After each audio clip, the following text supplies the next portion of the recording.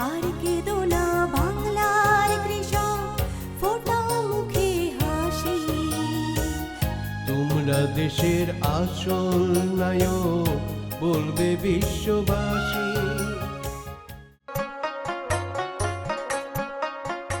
বর্তমানে পোল্ট্রি খামারি ভাইদের মুরগির রক্ত আমাশয়ের রোগ থেকে রক্ষা ও কি পূর্ব ব্যবস্থাপনা নিতে হবে তার খুঁটিনাটি বিষয় নিয়ে ডিজিটাল শিক্ষা দিচ্ছেন ডক্টর রফিকুল ইসলাম। চলুন তার কাছ থেকে শিক্ষা নেই। সম্মানিত খামারি ভাইরা, আসসালামু আলাইকুম।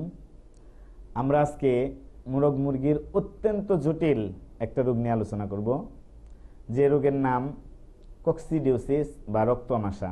আপনারা হয়তো সবাই নামটা শুনে থাকবেন। এটা সাধারণত 14 দিনের পর থেকে তার জীবদ্দশার যে কোনো সময় আসতে পারে, তবে বাচ্চাদের ক্ষেত্রে এটা আক্রান্তেরই বেশি থাকে এবং বেশি ক্ষতিটা বাচ্চাদের ক্ষেত্রেই করে। 14 দিনের পর থেকে এই সমস্যাটা ফার্মে আসে এবং শুধুমাত্র পরিপাকতন্ত্রকে আক্রান্ত করে।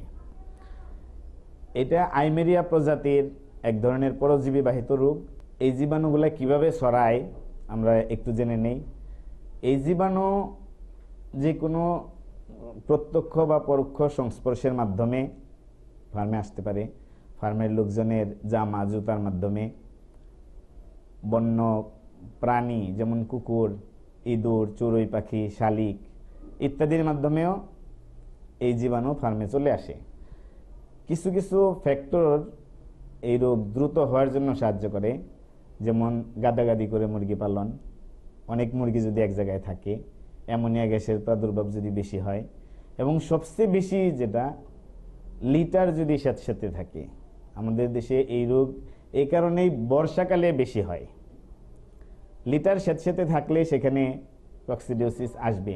এবং আরেকটা জিনিস যেটা সবচেয়ে গুরুত্বপূর্ণ এবং অধিকাংশ ক্ষেত্রেই খামারি ভাইরা এই দিকটা গুরুত্ব দেন না, সেটা হলো খাবার পাত্র এবং পানির পাত্রের পরিমাণ। যদি পানির পাত্রের সংখ্যা কম থাকে সেই ক্ষেত্রে কক্সিডিওসিস অবশ্যই আসবে। এই দিকটা খেয়াল রাখতে হবে। আর কক্সিডিওসিসের লক্ষণগুলো যদি আমরা দেখি, প্রথমেই এই রোগ নামই বলে দিচ্ছে যে কি হবে, রক্ত আমাশা। তার মানে হচ্ছে পায়খানার সাথে রক্ত আসবে। রক্ত আসবে, মুরগি ঝিম মেরে বাচ্চাগুলো বসে থাকবে, ইত্যাদি ইত্যাদি লক্ষণগুলা। এবং মুরগি লোকায়া থাকতে পছন্দ করবে।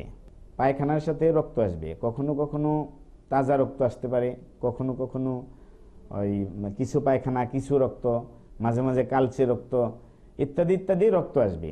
এই রোগের প্রধান লক্ষণ। এরপর আমরা যদি পোস্টমর্টেম লক্ষণগুলো দেখি, তাহলে মুরগি ওপেন করার পরেই তার অন্ত্র দেখলে দেখা যাবে অন্ত্রের ভিতরে বিভিন্ন স্থানে কখনো কখনো ফুল ব্লাড থাকবে, কখনো কখনো পিছলা পিছলা পায়খানাযুক্ত রক্ত, এবং কখনো কখনো কালচে রক্ত পাওয়া যেতে পারে। রক্ত আমাশা আসলে আমরা কি ব্যবস্থা নিব বা চিকিৎসা কি করব? বাজারে রক্ত আমাশার অনেক প্রচলিত ওষুধ আছে। এদের মধ্যে লেটেস্ট বা সর্বাধুনিক টলট্রাজোরেল গ্রুপের ওষুধ বিভিন্ন কোম্পানি বিভিন্ন নামে বাজারজাত করতেছে। এই টলট্রাজোরেল 2.5%, এটাকে প্রতি 100 কেজি দৈহিক ওজনের জন্য 28 থেকে 30 ml এক বেলা বা সারাদিনের পানিতে দিতে হবে 2 দিন। দিলে সাকসেসফুলি এই রোগের চিকিৎসা হয়ে যাবে। এছাড়াও বাজারে অনেক ওষুধ আছে। আপনারা সবাই হয়তো আগের একটা ওষুধের নাম জানবেন, ESB3 সালফাক্লোজিন সোডিয়াম এর মধ্যে আছে, কক্সিকিউর, কক্সিনো, বিভিন্ন নামে বিভিন্ন কোম্পানি মার্কেটিং করতেছে। এছাড়া অ্যাম্প্রোলিয়াম কিংবা সালফা কুইনোক্সালিন, এইসব ওষুধগুলা প্রয়োগ করে নির্ধারিত ডোজে আমরা এই রোগ থেকে মুক্তি পেতে পারি। এই রোগের চিকিৎসা বা ডোজের পরিমাণ অবশ্যই একজন ডাক্তারের পরামর্শ অনুযায়ী ওষুধটা প্রয়োগ করবেন। আর এই রোগ থেকে প্রতিরোধের জন্য আমরা কি করতে পারি? বায়োসিকিউরিটি নিশ্চিত করতে হবে। বায়োসিকিউরিটি বলতে ব্রডলি যেটা বোঝায় যে ফার্মে কোনো ধরনের মাধ্যমে জীবাণুগুলা যেন প্রবেশ করতে না পারে, বা মুরগিগুলা যেন সুস্থ থাকে, যে কোনো ধরনের ধকল থেকে যেন মুক্ত থাকে, সেই ব্যবস্থা নিতে হবে। ফার্মের স্যাঁতস্যাঁতে অবস্থা দূর করতে হবে, কখনোই স্যাঁতস্যাঁতে রাখা যাবে না। ফার্মে যেন অতিরিক্ত গ্যাস না হয় এবং মুরগিগুলো যেন গাদাগাদি করে না থাকে এবং খাবার পাত্র পানির পাত্রের সঠিক সংখ্যা আমাদেরকে নিশ্চিত করতে হবে। এভাবে করলে আমরা রোগটাকে ফার্মে আসার থেকে বিরত রাখতে পারবো। ডাক্তার রফিকুল ইসলামের ডিজিটাল শিক্ষা থেকে আমরা যদি কিছু শিখতে পারি তাহলে আমাদের পোল্ট্রি খামারের মুরগির রক্ত আমাশয় রোগ থেকে মুক্ত রাখতে পারবো। বর্তমানে পোল্ট্রি খামারি ভাইদের মুরগির গাম্বোরা রোগ থেকে রক্ষা ও কি পূর্ব ব্যবস্থাপনা নিতে হবে তার খুঁটিনাটি বিষয় নিয়ে ডিজিটাল শিক্ষা দিচ্ছেন ডাক্তার রফিকুল ইসলাম। চলুন তার কাছ থেকে শিক্ষা নেই। এই গাম্বুরো বাচ্চা বয়সের একটা রোগ, তবে 20 সপ্তাহ বয়স পর্যন্ত রিপোর্টেড এটা হইতে পারে। সাধারণত 3 থেকে 6 সপ্তাহের মুরগিতে সবচেয়ে বেশি আক্রান্ত হয়। খাবারের বস্তা, খাদ্যপাত্র, পানির পাত্র ইত্যাদি ইত্যাদি এবং বন্য পশু পাখি, কুকুর, শালিক, চড়ুই, ইঁদুর এইসব এই জীবাণুগুলো ক্যারি করতে পারে। এই রোগের লক্ষণসমূহের মধ্যে অন্যতম হলো মুরগি প্রচুর পরিমাণে পিচ্ছিল সাদা পায়খানা করবে, মুরগি ঝিম মেরে বসে থাকবে, নড়াচড়া করবে না। ইভেন অনেক সময় হাত দিয়ে বা পা দিয়ে ঠেলা দিলেও দেখা যাবে ওইখানেই বসে রয়েছে। অনেক সময় পা দুইটা পেছনের দিকে ঠেলে দিয়ে বুকটাকে লিটারের সাথে লাগায় মরে থাকে। অনেক সময় প্রচণ্ড তাপের কারণে মুরগি কাঁপতে থাকে, ঘাড়ের লোম উস্কো খুস্কো হয়ে খাড়ায় থাকে। এটা দেখলে অনেক সময় খামারিরা ধরে নিতে পারে যে এটা গাম্বুরো রোগ।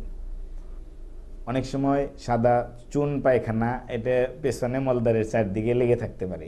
আমরা যদি পোস্টমর্টেম লক্ষণগুলো দেখি তাহলে দেখা যাবে এটা যে কোনো খামারিও বুঝতে পারবে যে তার গায়ের চামড়াটা উঠাইলেই ভিতরের রানের মাংসে, বুকের মাংসে প্রচুর পরিমাণে রক্তের ছিটা থাকবে, রক্তক্ষরণ এটা শরীরের সব জায়গায় থাকতে পারে। এরপর আরও ভিতরে গেলে দেখা যাবে বার্সা ফেব্রিসিয়াস, সেই বাচ্চাটা ফুলে গেছে, আপনারা ছবিতে দেখতেছেন। বার্সা ফেব্রিসিয়াস ফুলে যাবে, ভিতরে ইনফেকশন হবে, পুজ হবে, আর তার প্রোভেন্ট্রিকুলাস এবং গিলার সংযোগস্থলে সেখানে একটা রক্তের লাইন দেখতে পাওয়া যেতে পারে। এবং ফাইনালি কিডনি, এই রোগের সবচেয়ে বেশি এবং মরার অন্যতম প্রধান কারণ হচ্ছে কিডনি ব্লক হয়ে যাওয়া। এটা আমি আগে বলছি একটা ভাইরাল ডিজিজ, আর ভাইরাসের এগেনস্টে কোনো চিকিৎসা এখনও সারা বিশ্বে আবিষ্কৃত হয়নি।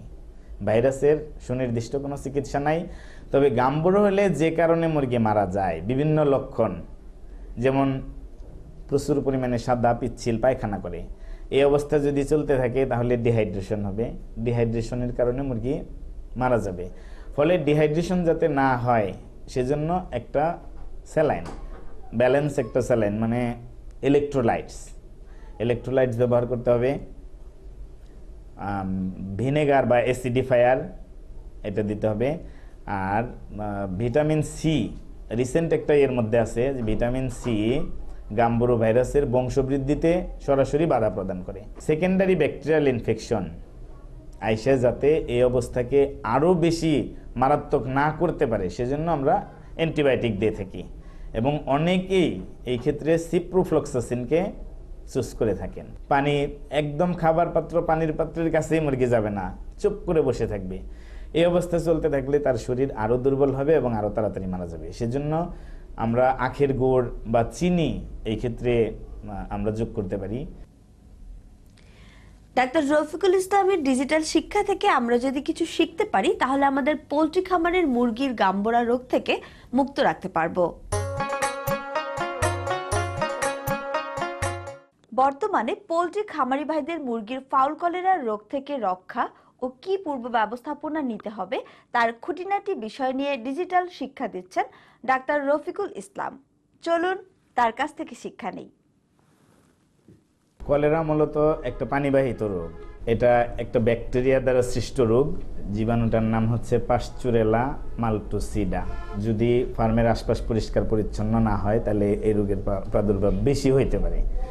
তো এই রোগ এটাও বিশ্বের প্রায় সব দেশেই পাওয়া যায়। আমরা যদি এই রোগের লক্ষণ দেখি, কলেরা মানে হচ্ছে মুরগি প্রচুর পরিমাণে পাতলা পায়খানা করবে। প্রথম অবস্থায় যেটা পানির মতো থাকে, পরে আস্তে আস্তে সাদাটে এবং ফাইনালি সবুজ, পিচ্ছিল সবুজ, অনেকটা একেবারে কচু পাতা সবুজের মতো রং হয়ে যায়। তার গায়ের তাপমাত্রা অনেক বেড়ে যায়। এটাকে সেপ্টিসেমিক রোগ বলা হয়। বডির সব জায়গাতেই রক্তক্ষরণ হয়, বিশেষ করে তার মুখমণ্ডল, ঝুঁটি, এইসব রক্তক্ষরণ বেশি হওয়ার কারণে অনেক সময় কালচে দেখায়, তার ঝুঁটি বা ওয়াটল ফুলে যায়। আর আমরা যদি লক্ষণগুলো একটু দেখি, শ্বাস প্রশ্বাস খুব দ্রুত করে, ডিমের প্রোডাকশন কমে যায় এবং মুরগি অনেক সময় এটা রানীক্ষেতের সাথে কনফিউজ হইতে পারে, কারণ একসাথে অনেক মুরগির মৃত্যু হয়। যদি আমরা পোস্টমর্টম লক্ষণগুলো দেখি, আমরা দেখতে পাচ্ছি এখানে ঝুঁটি ফুলে গেছে, ওয়াটল ফুলে গেছে, এরকম একটা কলেরা এফেক্টেড রোগ। অনেক সময় এখানে তার মুখ দিয়ে সাদা পিচ্ছিল লালা আসতে পারে, যেটা তার গায়ের বিভিন্ন অংশের সাথে লেগে থাকতে পারে। তার কলিজা বড় হয়ে যায়, কলিজার মধ্যে অসংখ্য লাল বা সাদা ছোট বড় স্পট থাকতে পারে। তার স্প্লিন বা প্লিহা সেটা ফুলে যায়। তার লাঞ্চে, ফুসফুসের মধ্যে প্রচুর পরিমাণে, আমরা দেখতে পাচ্ছি ছবিতে, প্রচুর পরিমাণে রক্তক্ষরণ হয় লাঞ্চে, এবং তার লিভারে অসংখ্য মাল্টিপল স্পট দেখতে পাচ্ছি। কলেরায় সবচেয়ে লক্ষণীয় ব্যাপার যেটা, ডিমের ডিম্বাণুর মধ্যে রক্তের প্রবাহ খুব কম থাকে, অনেক সময় হলদেটে দেখা যায়, এবং ডিমের ফলিকুলের ভিতরের যে কন্টেন্ট সেগুলো একদম পাতলা হয়ে যায়, পানির মতো পাতলা হয়ে যায়, যেটা অনেক সময় ফাইটে যায় তার উদর গহ্বরে বিভিন্ন অঙ্গ প্রত্যঙ্গকে একদম ফিউজড করে ফেলে। দেহ গহ্বরে দুধের মতো সাদা তরল পদার্থ পাওয়া যেতে পারে। তবে ফাউল কলেরাতে যেহেতু মুরগি খাবার পানি কম খায়, এজন্য খাদ্যের সাথে বা পানির সাথে ঔষধ অনেক সময় সাকসেসফুল হয় না। সেই ক্ষেত্রে ইনজেক্টেবল ওষুধ দিলে ভালো result. Gentamicin 10 milligram per KG body weight হিসেবে 24 ঘন্টা পর 4 বার ইনজেক্ট করলে এই রোগ থেকে দ্রুত পরিত্রাণ পাওয়া যায়। এছাড়া আরও কিছু অ্যান্টিবায়োটিক, যেমন এন্ড্রোফ্লক্সাসিন, নরফ্লক্সাসিন, ফ্লুমিকুইন, এগুলি ব্যবহারেও সুফল পাওয়া গেছে। তবে চিকিৎসার আগে আমি আরেকটা অবশ্যই যে কাজটা করতে হবে, সেটা হলো এলাকার অভিজ্ঞ ভেটেরিনারিয়ানের পরামর্শ অনুযায়ী, তার প্রেসক্রিপশন অনুযায়ী ওষুধ খাইতে হবে। ডাক্তার রফিকুল ইসলামের ডিজিটাল শিক্ষা থেকে আমরা যদি কিছু শিখতে পারি, তাহলে আমাদের পোল্ট্রি খামারের মুরগি ফাউল কলেরা রোগ থেকে মুক্ত রাখতে পারবো। বর্তমানে পোল্ট্রি খামারি ভাইদের মুরগির শ্বাসতন্ত্রের সংক্রামক রোগ থেকে রক্ষা ও কি পূর্ব ব্যবস্থাপনা নিতে হবে তার খুঁটিনাটি বিষয় নিয়ে ডিজিটাল শিক্ষা দিচ্ছেন ডাক্তার রফিকুল ইসলাম। চলুন তার কাছ থেকে শিক্ষা নেই। সিআরডি মূলত একটা শ্বাসতন্ত্রের রোগ। এই অন্যান্য শ্বাসতন্ত্রের রোগের সাথে জটিলতায় এটা অনেক বেশি ক্ষতি করে থাকে। ফার্মের 30% পর্যন্ত মর্টালিটি হইতে পারে। সিআরডি যদি থাকে তাহলে বাচ্চাগুলো ইউনিফর্ম থাকবে না, ওজন বিভিন্ন ধরনের হবে। প্রোডাকশনের মুরগির ক্ষেত্রে কখনোই প্রোডাকশন পিক লেভেলে যাবে না যদি ফ্লক মাইকোপ্লাজমা দ্বারা এফেক্টেড থাকে। সেই ক্ষেত্রে বড় একটা লাভ থেকে খামারিরা বঞ্চিত থাকবে। আক্রান্ত মুরগির সরাসরি সংস্পর্শ বা ইনডাইরেক্টলি তার খাবার পাত্র, পানির পাত্র, খাদ্যের মাধ্যমে ফার্মে কর্মরত ব্যক্তি, ইভেন ভিজিটর, একটা আক্রান্ত ফার্ম ভিজিট করে যদি একটা সুস্থ ফার্মে আবার সে ঢুকে কোনো ধরনের মেজার ছাড়া, তাহলে তার জামার মাধ্যমে এই জীবাণুগুলা ওই ফার্মে প্রবেশ করতে পারে। বন্য পশু পাখি, কুকুর, চড়ুই, ইঁদুর, শালিক, কবুতর ইত্যাদি পাখি, এই ধরনের জীবাণুগুলো এক ফার্ম থেকে আরেক ফার্মে নিয়ে যেতে পারে। তো এই জীবাণু ফার্মে রোগ করে কতগুলো ফ্যাক্টরের উপর, কত দ্রুত রোগ করবে সেটা বোঝা যাবে আর কি। যদি ফার্মে অ্যামোনিয়া গ্যাসের ঘনত্ব বেশি হয়, মুরগি, আমাদের দেশে সাধারণত খামারিরা এটা করে থাকে, দেখা গেল 1000 মুরগি যেখানে পালা যাবে সেখানে 1400 বা 1500 মুরগি তারা পালে। এই অতিরিক্ত ঘনত্বের কারণে অ্যামোনিয়া গ্যাস বেশি হয়, এই রোগটা দ্রুত ছড়ায়। অন্যান্য শ্বাস প্রশ্বাসের অন্যান্য রোগ যেমন Ranikhet, infectious bronchitis, fowl cholera, infectious laryngotracheitis, তারপর কোরাইজা, অর্থাৎ শ্বাস প্রশ্বাসের অন্য যে কোনো রোগ থাকলে এই রোগ আরও দ্রুত আক্রমণ করতে পারে। আমরা এখন এর লক্ষণ জেনে নেব।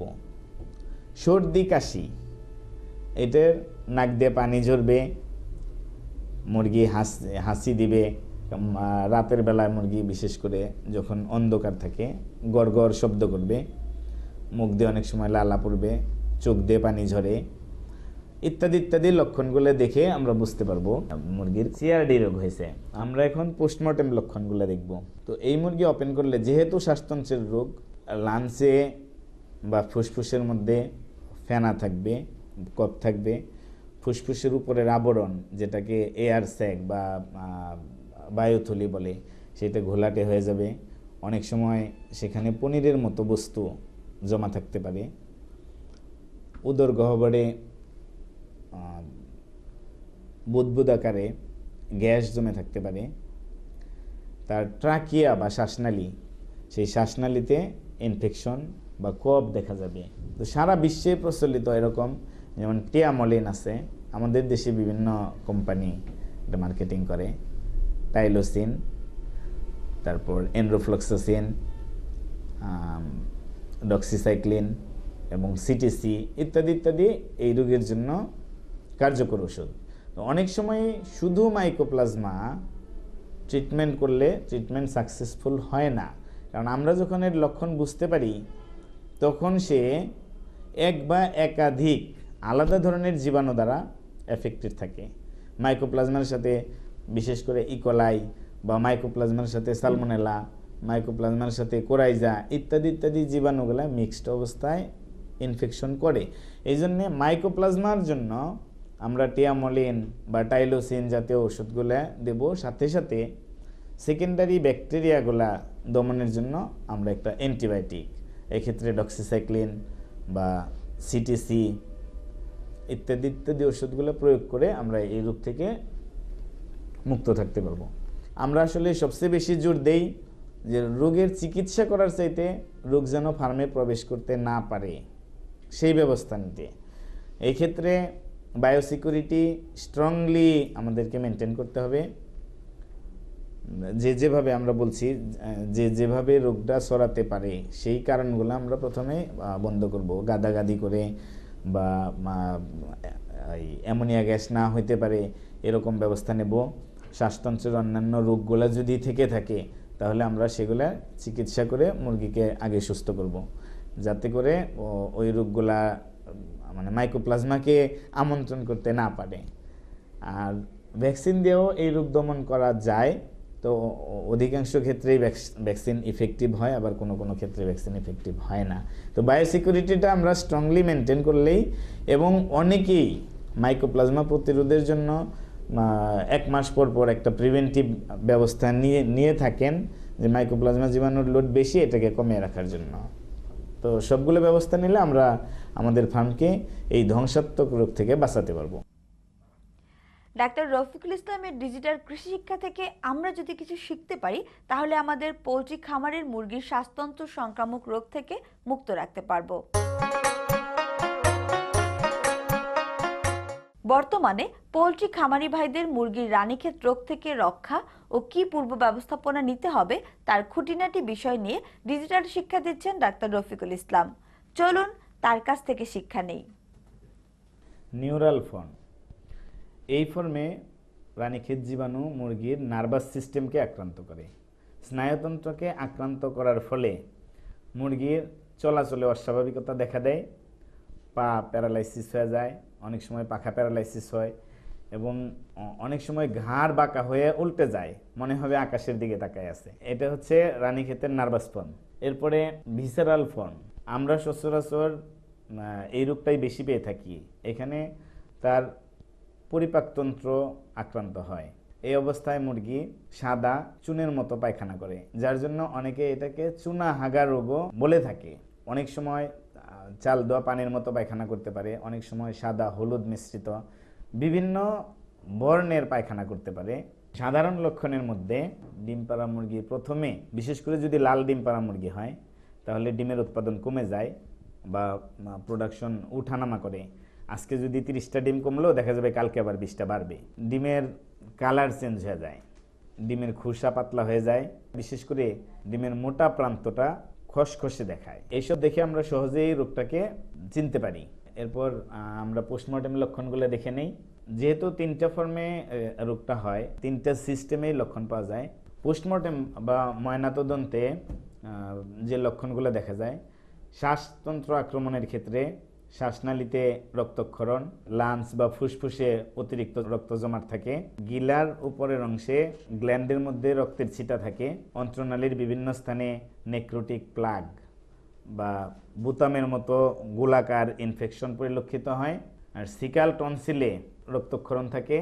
আর ডিম পাড়া মুরগির ডিম্বাশয়ে যে ফলিকুলগুলা, সেই ফলিকুলগুলা বিভিন্ন আকৃতির হয়ে যেতে পারে এবং ফলিকুলে অনেক সময় রক্তক্ষরণও পরিলক্ষিত হয়। আক্রান্ত মুরগির কার্যকরী কোনো চিকিৎসা নাই, তবে সেকেন্ডারি ইনফেকশন, ব্যাকটেরিয়াল ইনফেকশন যাতে না হয় সেজন্য ইনজেক্টেবল অ্যান্টিবায়োটিক যেমন জেন্টামাইসিন, সিপ্রোফ্লক্সাসিন, অ্যামোক্সিসিলিন ইত্যাদি ওষুধগুলা নির্ধারিত মাত্রায় ব্যবহার করা যেতে পারে। আর রানীক্ষেত জীবাণু কপার সালফেট বা তুতের উপর সবচেয়ে বেশি সেন্সিটিভ। এই কারণে পানিতে 1 গ্রাম 2 লিটার হিসেবে তুতে একবেলার পানিতে 4 থেকে 5 দিন ব্যবহার করা যেতে পারে এবং তুতে স্প্রে করা যেতে পারে সমস্ত মুরগির উপর, শেডের আশপাশে। তাহলে রানীক্ষেতের জীবাণুগুলো সহজেই ফার্ম থেকে ধ্বংস হয়ে যাবে। ভাইরাল ডিজিজ, তাই ইফেক্টিভ কোনো চিকিৎসা নাই এবং প্রতিরোধী একমাত্র ব্যবস্থা। তো এই রোগ প্রতিরোধের জন্য বায়োসিকিউরিটি সঠিকভাবে পালন করতে হবে এবং অন্যান্য শ্বাসতন্ত্রের রোগ যেন ফার্মে না থাকে, প্রয়োজনে আগেই চিকিৎসা করে সেগুলোকে সারিয়ে নিতে হবে এবং একটা ইফেক্টিভ ভ্যাকসিনেশন শিডিউলের মাধ্যমে আমরা আমাদের ফার্মকে রানীক্ষেতের আক্রমণ থেকে বাঁচিয়ে রাখতে পারি। সেই ভ্যাকসিন শিডিউলটা অবশ্যই মুরগির বয়স, এলাকা বিভিন্ন ভেদে চেঞ্জ হইতে পারে। সেক্ষেত্রে অবশ্যই একজন অভিজ্ঞ ভেটেরিনারিয়ানের পরামর্শ নিতে হবে। আবার ভ্যাকসিন করার পরে 4 থেকে 6 সপ্তাহ পর পর নিয়মিত রক্ত পরীক্ষা করে আমরা রানীক্ষেতের প্রতিরোধ মাত্রা রক্তে কতটুকু আছে এইটুক জেনে নিয়ে কবে ভ্যাকসিন দিতে হবে বা আদৌ দিতে হবে কি না, এই ব্যাপারগুলো আমরা নিশ্চিত হতে পারি। তো এইভাবে সঠিকভাবে সঠিক সিদ্ধান্ত নিয়ে আমরা আমাদের ফার্মকে রানীক্ষেত থেকে মুক্ত রাখতে পারি। ডাক্তার রফিকুল ইসলামের ডিজিটাল শিক্ষা থেকে আমরা যদি কিছু শিখতে পারি, তাহলে আমাদের পোল্ট্রি খামারের মুরগির রানীক্ষেত রোগ থেকে মুক্ত রাখতে পারবো। বর্তমানে পোল্ট্রি খামারি ভাইদের মুরগির ফাউল কোরাইজা রোগ থেকে রক্ষা ও কি পূর্ব ব্যবস্থাপনা নিতে হবে তার খুঁটিনাটি বিষয় নিয়ে ডিজিটাল শিক্ষা দিচ্ছেন ডাক্তার রফিকুল ইসলাম। চলুন তার কাছ থেকে শিক্ষা নেই।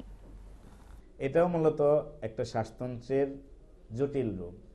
সকালবেলা যদি দেখা যায় যে 2টা বা 3টা মুরগির চোখ ফুলে গেছে, কোরাইজা আক্রান্ত সাসপেক্ট করা হয়, তাহলে বিকালে দেখা যাবে অন্তত 250 থেকে 300 মুরগির এরকম অবস্থা হয়ে গেছে। তো এই রোগটা মূলত একটা ব্যাকটেরিয়াল রোগ, হেমোফিলাস প্যারাগেলিনেরাম।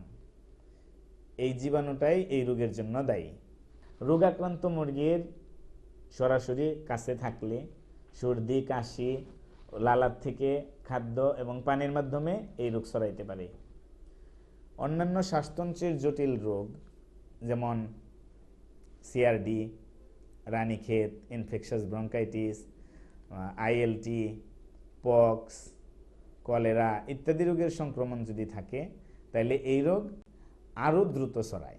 জায়গার তুলনায় যদি মুরগির সংখ্যা বেশি হয়, এছাড়া শেডের মধ্যে যদি অ্যামোনিয়া গ্যাস বেশি হয়, তাহলে অ্যামোনিয়া গ্যাস তার শ্বাসতন্ত্রকে উজ্জীবিত করে, ফলে এই রোগ দ্রুত ছড়াইতে পারে। বন্য পশু পাখি, ইঁদুর, কাক, চড়ুই, শালিক প্রভৃতির অনেক বড় একটা ভূমিকা আছে। মুরগির চোখ মুখ ফুলে গিয়ে কুটোর থেকে বেরিয়ে আসে এবং চোখ বন্ধ করে ঝিমায়। মুখ অনেক ফুলে যেতে পারে, যে নাক দিয়ে দুর্গন্ধযুক্ত তরল পদার্থ নির্গত হয়। অনেক সময় এই তরল লালার সর্দির সাথে আশপাশের ময়লা আবর্জনা মিলে একেবারে বিশ্রী একটা অবস্থার সৃষ্টি করে। শ্বাস নেওয়ার সময় মুরগি গড়গড় শব্দ করে, যে ছবি দেখলেই অনায়াসেই যে কেউ বুঝতে পারবে যে এই রোগটা ইনফেকশাস কোরাইজা। পোস্টমর্টেম বা ময়নাতদন্তের লক্ষণ, শ্বাসনালীর উপরের অংশে, চোখের ইনফ্রাঅরবিটাল সাইনাস, চোখের সামনের অংশে, সেখানে ফুলে যাবে এবং সেখানে কেজিয়াস মাস পাওয়া যাবে। ফুসফুস এবং বায়ুথলিতে ইনফেকশন পাওয়া যাবে। দেহের উদর গহ্বরে ফেনাযুক্ত পুষ পাওয়া যেতে পারে। এই জীবাণুটা খুব ঘন ঘন তার বৈশিষ্ট্য চেঞ্জ করতে পারে, বদলাইতে পারে। ফলে একটা ওষুধ আমি ব্যবহার করতেছি, এই ওষুধ শেষ হওয়ার পরই যদি কিছু জীবাণু পুরোপুরি ধ্বংস না হয়, সেগুলি আবার নতুন করে আবার আবির্ভূত হয়। এই জন্যে একবার চিকিৎসা দেওয়ার পরেই দেখা যায় কয়েকদিন পরে আবার যেরকম ছিল সেরকমই। এইভাবে 4 বার 5 বার, আমার জানা মতে একটা ফার্মে 9 বার পর্যন্ত এই রোগটা ফিরে ফিরে আসছে। সালফা জাতীয় ওষুধ, বিশেষ করে সালফাক্লোরোপাইরিডাজিন, এন্ড্রোফ্লক্সাসিন, ডক্সিসাইক্লিন, সিপ্রোফ্লক্সাসিন ইত্যাদি ব্যবহার করেও সুফল পাওয়া গেছে। এই রোগ প্রতিরোধের উপায়: খামারের জৈব নিরাপত্তা সঠিকভাবে মেনে চলতে হবে। বিভিন্ন বয়সের মোরগ মুরগি একই সাথে পালন করা যাবে না। অ্যামোনিয়া গ্যাস যাতে কম হয় সেদিকে নজর দিতে হবে। অন্যান্য শ্বাসতন্ত্রের রোগ যেমন রানীক্ষেত, ব্রঙ্কাইটিস, সিআরডি, কলেরা ইত্যাদি থেকে খামারের আক্রমণকে রক্ষা করতে হবে। যদি পূর্বেই এইসব ডিজিজগুলো দ্বারা ফ্লক আক্রান্ত থাকে, সেই ক্ষেত্রে অবশ্যই আগে এসব রোগের চিকিৎসা করে পরে কোরাইজার বিরুদ্ধে ব্যবস্থা নিতে হবে। সময় মতো টিকা প্রয়োগ করে এই রোগ থেকে আমরা রক্ষা পেতে পারি। ডাক্তার রফিকুল ইসলামের ডিজিটাল শিক্ষা থেকে আমরা যদি কিছু শিখতে পারি, তাহলে আমাদের পোল্ট্রি খামারের মুরগি ফাউল কোরাইজার রোগ থেকে মুক্ত রাখতে পারবো। বর্তমানে পোল্ট্রি খামারি ভাইদের মুরগির ফাউল পক্স রোগ থেকে রক্ষা ও কি পূর্ব ব্যবস্থাপনা নিতে হবে তার খুঁটিনাটি বিষয় নিয়ে ডিজিটাল শিক্ষা দিচ্ছেন ডাক্তার রফিকুল ইসলাম। চলুন তার কাছ থেকে শিক্ষা নেই। পক্স রোগ সাধারণত ভাইরাস দ্বারা হয় এবং যে কোনো ক্ষতস্থানের মাধ্যমে এটা শরীরের মধ্যে ঢুকে। এটা ফার্মে যদি একবার আক্রান্ত হয় তাহলে 2 থেকে 3 মাস পর্যন্ত স্থায়ী হতে পারে। সাধারণত বছরের যে কোনো সময়ে আক্রান্ত হইতে দেখা যায়, তবে শরৎ থেকে শীতকালে আক্রান্ত হওয়ার প্রবণতা থাকে বেশি। এই রোগ যে কোনো ক্ষতস্থানের মাধ্যমে শরীরে ঢুকে যেতে পারে। যে কোনোভাবে মুরগি যদি আঘাতপ্রাপ্ত হয়, অনেক সময় টুকরির সময় বা স্থানান্তরের কারণে যে কোনো অন্ডের মাধ্যমে এই জীবাণুগুলো শরীরে ঢুকে যেতে পারে। এছাড়া কিছু পরজীবী যেমন মশা, মাইট, আঠালি ইত্যাদির কামড়ের ফলেও এই জীবাণু মুরগির শরীরে ঢুকে যেতে পারে। তো লক্ষণসমূহকে আমরা যদি দেখি তাহলে 2 ভাবে এই রোগের লক্ষণকে বর্ণনা করা যায়। একটা হচ্ছে চামড়ার উপর লক্ষণ। এই ক্ষেত্রে মোরগ মুরগির ঝুঁটি, ওয়াটল, কানের লতি, নাক ইত্যাদি জায়গাতে প্রথমে ফুসকা পড়ার মতো ছোটো ছোটো গোটা ওঠে, পরে আস্তে আস্তে এটা বড় হয়ে যায়, ফাইটে যায় এবং সর্বশেষ কালচে বর্ণ ধারণ করে, কালো হয়ে যায়। আর আরেকটা হচ্ছে ডিপথেরিক ফর্ম বলে। এই ক্ষেত্রে মোরগ মুরগির শ্বাসনালী বা খাদ্যনালী মুখ গহ্বরে ছোটো ছোটো ফুসকার মতো পরে একত্রিত হয়ে অনেক বড় ঘা হয়ে যেতে পারে। এই সময় ব্যথার কারণে মোরগ মুরগি কোকাইতে থাকে, অনেকটা ব্যথা পাওয়া মানুষের যেভাবে কোকায় আর কি। তারপর খাদ্য গ্রহণ একেবারেই কমে যায়, ফলে ডিমের উৎপাদন মারাত্মকভাবে ব্যাহত হয়। আমরা যদি পোস্টমর্টেম করি তাহলে পোস্টমর্টেমে দেখা যাবে তার মুখ গহ্বরের ছোটো ছোটো ফুসকা আমরা যেটা ছবিতে দেখতে পাচ্ছি, যেগুলো পরে একত্রিত হয়ে যাবে, শ্বাসনালীতে ঘা হয়ে যাবে, তার খাদ্যনালীতে ঘা দেখা যাবে। ফাউল পক্স ভাইরাল ডিজিজ এর নির্দিষ্ট কোনো চিকিৎসা নাই, তবে দ্বিতীয় পর্যায়ের ব্যাকটেরিয়াল সংক্রমণ রোধে ডক্সিসাইক্লিন বা অ্যামোক্সিসিলিন জাতীয় অ্যান্টিবায়োটিক 1 গ্রাম 2 লিটার পানিতে পরপর 4 দিন প্রয়োগ করা যেতে পারে। সেই সাথে ভিটামিন সি, ব্যথা কমানোর জন্য ওই অ্যানালজিন প্লাস 1 গ্রাম 1 লিটার পানিতে সারাদিন। এভাবে 4 দিনের ট্রিটমেন্টে আমরা অনেকটাই সুফল পাবো। আর পক্স শুকায় গেলে অনেক ব্যথা হয়, এই পক্স যেন শুকায় একদমই হইতে না পারে, আমরা সেজন্য পটাশ কিংবা তুইতে কপার সালফেট 1 গ্রাম 1 লিটার পানিতে মিশিয়ে আমরা পরপর 5 দিন মুরগির উপর দিয়ে স্প্রে করতে পারি। ডাক্তার রফিকুল ইসলামের ডিজিটাল শিক্ষা থেকে আমরা যদি কিছু শিখতে পারি তাহলে আমাদের পোল্ট্রি খামারের মুরগির ফাউল পক্স রোগ থেকে মুক্ত রাখতে পারবো। বর্তমানে পোল্ট্রি খামারি ভাইদের মুরগির কোলিবোলাইসিস বা ইকোলাই রোগ থেকে রক্ষা ও কি পূর্ব ব্যবস্থাপনা নিতে হবে তার খুঁটিনাটি বিষয় নিয়ে ডিজিটাল শিক্ষা দিচ্ছেন ডাক্তার রফিকুল ইসলাম। চলুন তার কাছ থেকে শিক্ষা নেই। এসকারিশিয়া কোলাই নামক এক ধরনের ব্যাকটেরিয়া, বিশ্বের এমন কোনো দেশ নেই যেখানে এই ব্যাকটেরিয়া নাই। এই রোগ যে কোনো বয়সের মুরগিতে যে কোনো সময় আক্রান্ত করতে পারে। এই জীবাণুগুলা সুযোগ সন্ধানী জীবাণু, প্রত্যেকটা প্রাণীরই অন্ত্রে এরা বসবাস করে। আবার সেই প্রাণীটি যখনই কোনো না কোনো ধকলে পড়ে তখনই এরাও আবার শত্রু হয়ে তখন আক্রান্ত করে। এই জীবাণুগুলা বিভিন্ন অঙ্গকে আক্রান্ত করে ওই অঙ্গের নাম অনুযায়ী বিভিন্ন ধরনের রোগ সৃষ্টি করে থাকে। বাচ্চাদের ক্ষেত্রে মাসি চিক ডিজিজ, এই ক্ষেত্রে বাচ্চার নাভি শুকায় না, নাভির চারপাশে পানিপূর্ণ স্ফীতি থাকে, বাচ্চার কুসুম শুকায় না এবং এই ক্ষেত্রে মৃত্যুহার 50% পর্যন্ত হইতে পারে। বায়ুথলির প্রদাহ, বায়ুথলির প্রদাহের সৃষ্টি হয়, শ্বাসকষ্ট হয়, নাক মুখ দিয়ে সর্দি ঝরে। প্যানপথ্যালমাইটিস, এই ক্ষেত্রে মুরগির চোখ ফুলে যেতে পারে, সাইনাস, এবং চোখ দিয়ে পানি ঝরতে পারে। সালপিনজাইটিস, সাধারণত ইউটেরাসের ভিতরে সাদা পনিরের মতো শক্ত পদার্থ জমে যায়। ডিম পাড়া মুরগির ক্ষেত্রে সালপিনজাইটিসের কারণে প্রোডাকশন মারাত্মকভাবে কমে যেতে পারে। কোলিগ্রানুলোমা, এই ক্ষেত্রে তার অন্ত্রের বিভিন্ন অংশে এবং তার মেসেন্টারিতে ঘামাচির গোটার মতো ছোটো ছোটো দানা দানা দেখতে পাওয়া যায়। কোলিসেপ্টিসেমিয়া, এই ক্ষেত্রে তার শরীরের তাপমাত্রা হঠাৎ বেড়ে যাবে এবং খুব দ্রুত শ্বাস প্রশ্বাস নিতে থাকবে। পোস্টমর্টেমের মাধ্যমে আমরা যে লক্ষণগুলো পেতে পারি, হৃৎপিণ্ড বা লিভারের উপর সাদা পর্দা থাকে, অনেক সময় এটা একেবারে পাতলা, অনেক সময় পনিরের মতো শক্ত মোটা পর্দা পড়তে পারে।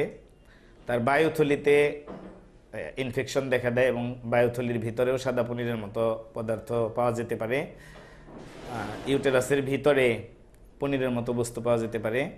তার অন্ত্রনালীর বিভিন্ন অংশে ইনফেকশন দেখা দিতে পারে এবং ঘামাচির মতো দানা দানা গোটা গোটা নোডিউল পাওয়া যেতে পারে।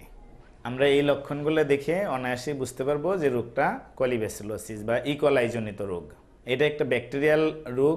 বিভিন্ন ধরনের বিভিন্ন গ্রুপের অ্যান্টিবায়োটিক আছে যেগুলো সাকসেসফুলি ইকোলাই জীবাণুকে ধ্বংস করতে পারে, যেমন colistin, amoxicillin, neomycin, enrofloxacin, ciprofloxacin, norfloxacin, gentamicin ইত্যাদি ইত্যাদি অনেক ওষুধ আছে। সেগুলি নির্ধারিত মাত্রায় প্রয়োগের মাধ্যমে আমরা ইকোলাইয়ের সংক্রমণ থেকে আমাদের ফার্মকে রক্ষা করতে পারি। জৈব নিরাপত্তা সঠিকভাবে মানতে হবে।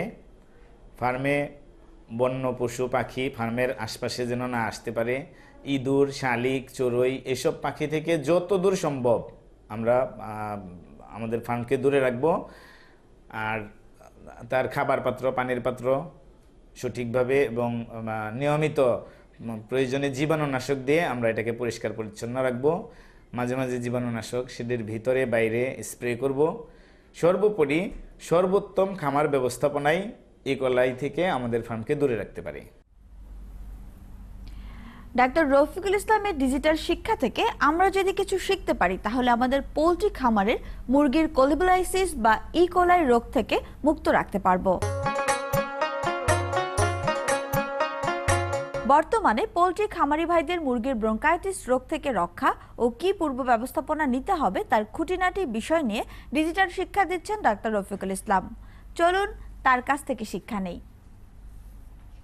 মূলত শ্বাসতন্ত্রের রোগ হলেও এটি প্রজননতন্ত্র এবং মূত্রতন্ত্রকেও আক্রান্ত করে এবং যে অঙ্গকে আক্রান্ত করবে সেই অঙ্গের উপরই তার লক্ষণগুলা প্রকাশ করবে। এটা সর্দি, হাসি, কাশির মাধ্যমে ছড়ায়, পারস্পরিক সংস্পর্শে ছড়াইতে পারে। ইঁদুর, শালিক, চড়ুই ইত্যাদির মাধ্যমে এই রোগ ছড়াইতে পারে এবং এই রোগ থেকে ভালো হওয়ার পরও অন্তত 4 সপ্তাহ পর্যন্ত সুস্থ হওয়া পাখিগুলা এই রোগ ছড়াইতে পারে। ঠিক এইভাবেই ব্রঙ্কাইটিসে আক্রান্ত বাচ্চা শ্বাস নিতে থাকে, ঘাড় লম্বা সোজা করে হাঁ করে শ্বাস নেয়। অনেক সময় ডিমের ভিতরের সাদা অংশ একদম পানির মতো পাতলা হয়ে যায়, কিডনি ফুলে যায়, ভিতরে সাদা পদার্থ জমা হয়েছে যা বাইরে থেকেই বোঝা যাচ্ছে। তার উদর গহ্বরে এরকম ফেনাযুক্ত তরল পদার্থ পাওয়া যেতে পারে, সালপিনজাইটিস হয়। যেহেতু ভাইরাল ডিজিজ কাজেই নির্দিষ্ট কোনো চিকিৎসা নাই, তবে দ্বিতীয় পর্যায়ের সংক্রমণ রোধের জন্য অ্যান্টিবায়োটিক, ডক্সিসাইক্লিন বা অ্যামোক্সিসিলিন জাতীয় ওষুধ কিংবা টাইলোসিন ব্যবহার করা যেতে পারে। বায়োসিকিউরিটি সঠিক রাখতে হবে এবং সঠিক স্ট্রেনের ভ্যাকসিন প্রয়োগ করতে হবে। ইনফেকশাস ব্রঙ্কাইটিস অনেকগুলো স্ট্রেন আছে এবং এলাকা ভেদে স্ট্রেনের পরিবর্তন হইতে পারে। সেই ক্ষেত্রে যে এলাকায় যে স্ট্রেন দ্বারা রোগ সংক্রমিত হয়েছে ওই স্ট্রেনেরই ভ্যাকসিন দিতে হবে। সাধারণত মুরগি প্রোডাকশনে আসার আগে 4টা লাইভ ভ্যাকসিন নির্দিষ্ট সময় পর পর প্রয়োগ করা এবং ডিম আসার আগ মুহূর্তে ইনফেকশাস ব্রঙ্কাইটিসের কিল ভ্যাকসিন দিলে এর এগেনস্টে টাইটার অনেক দিন পর্যন্ত থাকবে এবং আমরা ইনফেকশাস ব্রঙ্কাইটিস থেকে মুক্ত থাকতে পারবো। ডাক্তার রফিকুল ইসলামের ডিজিটাল শিক্ষা থেকে আমরা যদি কিছু শিখতে পারি তাহলে আমাদের পোল্ট্রি খামারের ব্রঙ্কাইটিস রোগ থেকে মুক্ত রাখতে পারবো। বর্তমানে পোল্ট্রি খামারি ভাইদের মুরগির সালমোনেলোসিস রোগ থেকে রক্ষা ও কি পূর্ব ব্যবস্থাপনা নিতে হবে তার খুঁটিনাটি বিষয় নিয়ে ডিজিটাল শিক্ষা দিচ্ছেন ডাক্তার রফিকুল ইসলাম। চলুন তার কাছ থেকে শিক্ষা নেই। এই জীবাণু আক্রান্ত করলে বাচ্চার সাদা পায়খানা করে প্রচুর পরিমাণে, যার জন্য অনেকে এটাকে ব্যাসিলারি হোয়াইট ডায়রিয়াও বলে থাকে। বয়স্ক মুরগি তো আক্রান্ত করতে পারে, সেক্ষেত্রে বয়স্ক মুরগিকে মারতে পারে না, ডিমের উৎপাদন শুধু কমিয়ে দেয়। আর বাচ্চার ক্ষেত্রে তীব্র সংক্রমণে এই রোগে 50% পর্যন্ত বাচ্চা মারা যেতে পারে। এই রোগের কারণ সালমোনেলা পোলোরাম নামক এক ধরনের ব্যাকটেরিয়া। সাধারণত 2 ভাবে এই রোগটা ছড়াইতে পারে। একটা সংক্রমিত ডিমের মাধ্যমে, যদি হ্যাচারি থেকে প্যারেন্ট যদি আক্রান্ত হয় তাহলে সেই প্যারেন্টের ডিমের মাধ্যমে বাচ্চাতে এই রোগ চলে আসতে পারে। আর দ্বিতীয়, পরিবেশ থেকে এই রোগ পারস্পরিক সংস্পর্শে মানুষ, বিভিন্ন পশু পাখি, ইঁদুর, চড়ুই, শালিক, কুকুর ইত্যাদি প্রাণীর থেকে আক্রান্ত হতে পারে। মুরগির বাচ্চাগুলা মাথা নিচু করে ঝিম মেরে বসে থাকে, প্রচুর পরিমাণে সাদা পিচ্ছিল পায়খানা করে, গায়ের তাপমাত্রা বেড়ে যায়, মুরগি শক্তভাবে দাঁড়াইতে পারে না। এই রোগে আক্রান্ত হলে বাচ্চার লিভার বা কলিজা বড় হয়ে যায়, লিভারের বর্ণ তামাটে বর্ণ বা অনেকে এটাকে জন্ডিক কালার বা মেহগিনি কালার বলে থাকে, স্প্লিন বা প্লিহা বড় হয়ে যায়, কিডনি ফুলে যায়, সিকামের মধ্যে শক্ত সাদা বর্ণের পদার্থ পিণ্ডের মতো শক্ত হয়ে সিকামে থেকে যেতে পারে। আর সিকামের মধ্যে সিকাল প্লাগ পাওয়া যাবে। সালফ্লামাইড জাতীয় ঔষধ এই ক্ষেত্রে খুব বেশি ইফেক্টিভ, সালফাডায়াজিন কিংবা সালফাডিমিডিন, সালফাক্লোরোপাইরিডাজিন। এছাড়া আরও বিভিন্ন গ্রুপের ওষুধ আছে, enrofloxacin, norfloxacin, ciprofloxacin, pefloxacin, gentamicin, doxycycline, amoxicillin ইত্যাদি ইত্যাদি ওষুধ বাজারে বিভিন্ন কোম্পানি বিভিন্ন নামে মার্কেটিং করতেছে, যেগুলো সালমোনেলার এগেনস্টে ইফেক্টিভ। ডাক্তার রফিকুল ইসলামের ডিজিটাল শিক্ষা থেকে আমরা যদি কিছু শিখতে পারি তাহলে আমাদের পোল্ট্রি খামারের সালমোনেলোসিস রোগ থেকে মুক্ত রাখতে পারবো।